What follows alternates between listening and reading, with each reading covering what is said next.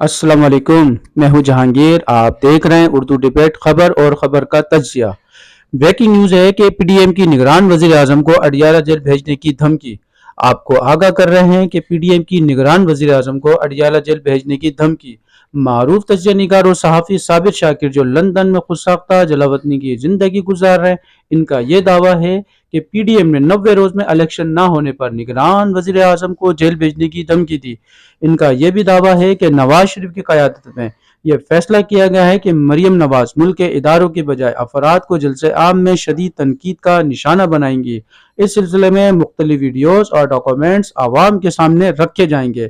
इस खबर की तफसील और तज्जिया जानने के लिए हमारे साथ जुड़े रहें।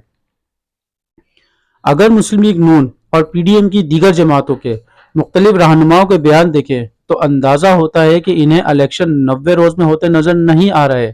शहबाज शरीफ ने जिस तरह यस्सर की पॉलिसी अपनाई, लगता है कि अब ये लोग इलेक्शन की गर्दान अलापते रहेंगे और इनके साथ वही सुलूक होगा जो पीटीआई के साथ हुआ। पीटीआई के साथ तो अवाम की भरपूर हिमायत है, लेकिन ये टोला अवामी गैज़ो गज़ब का शिकार होगा। मरियम नवाज की नफरत अंगेज सियासत ने नवाज शरीफ के सियासी इमेज को शदीद नुकसान पहुंचाया। आने वाले दिनों में सियासी हिद्दत में इजाफा होता नजर आ रहा है। इम्कान जाहिर किया जा रहा है कि नून लीग खास तौर पर इदारों के मौजूदा और साबिका अफराद को तजलील का निशाना बनाएगी।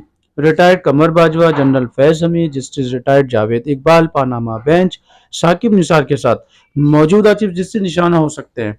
अफसोस की बात है, एक लीडर अगर सिविल अदालत की खातून मजिस्ट्रेट को मुखातिब करके ये कहता है कि कानून के मुताबिक आपसे निपटेंगे, तो तौहीन अदालत लगा दी जाती है।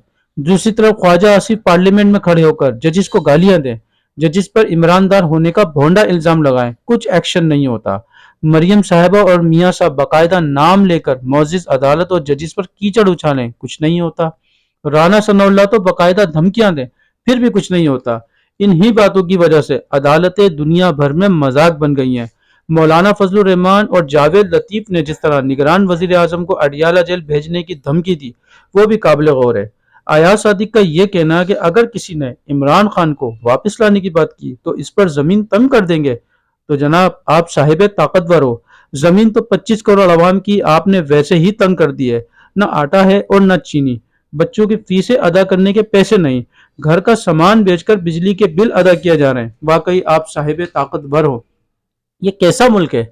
मातहत अदालतें हाई कोर्ट की नहीं मानती, हाई कोर्ट सुप्रीम कोर्ट की नहीं मानती, पार्लियामेंट और सुप्रीम कोर्ट एक दूसरे की नहीं मानते, इलेक्शन कमीशन सदर की नहीं मानता, लेकिन फिर भी हुक्मरान तबके का इसरार है कि हमने मुल्क को डिफॉल्ट होने से बचाया। तो जनाब आपने इस मुल्क के आइन को डिफॉल्ट कर दिया, इस मुल्क के माशरती निज़ाम को डिफॉल्ट कर दिया, गरीब का चूल्हा बुझाकर उसे डिफॉल्ट कर दिया। बहरहाल 90 रोज में तो इलेक्शन होते नजर नहीं आ रहे। अब आप गले में ढोल पीटते रहें।